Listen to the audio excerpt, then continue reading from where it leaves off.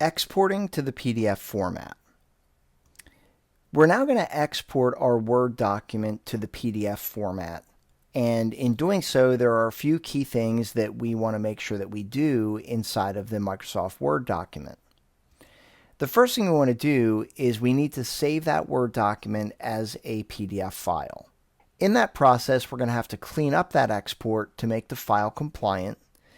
And then those tables, which I explained earlier, which technically should not be tables, we're going to have to linearize them so that the content within the tables is read, but not in a table structure. So here we are back in our tuition reimbursement request and authorization form.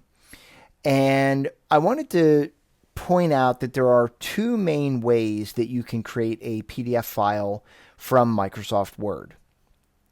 The first method is by coming up here to your ribbon and clicking on the Acrobat tab. Now, the Acrobat tab is what's referred to as the PDF Maker. The PDF Maker is Adobe technology, and the PDF Maker is installed to the Office applications when you install Adobe Acrobat on your computer.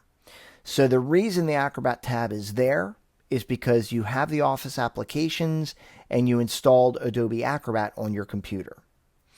Now, all that being said, the Adobe technology that is currently being used to export to the PDF format has not been updated in quite some time.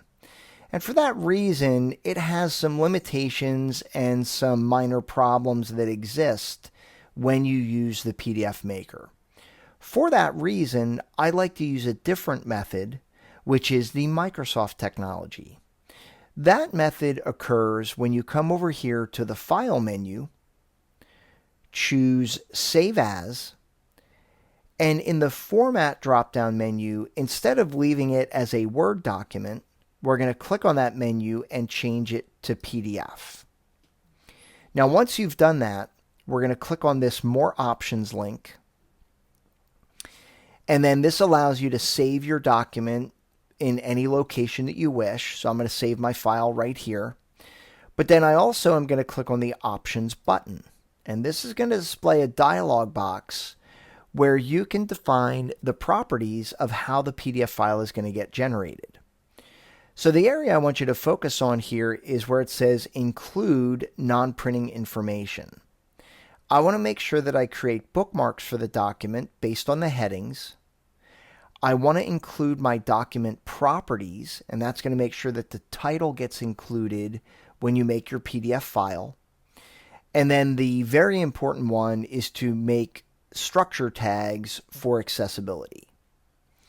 So once that is all chosen, I'm going to go ahead and click OK. And then I'm going to click the Save button. And in my case, I'm just going to overwrite the previous version of this file. And now, if I navigate to that folder, I can double click on that PDF and open it in Adobe Acrobat.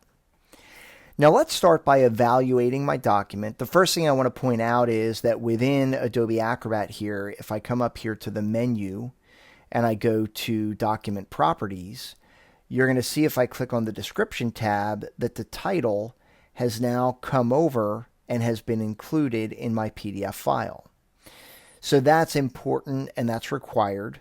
And I'm going to remove my name from the author field, and then I'm going to go ahead and click OK.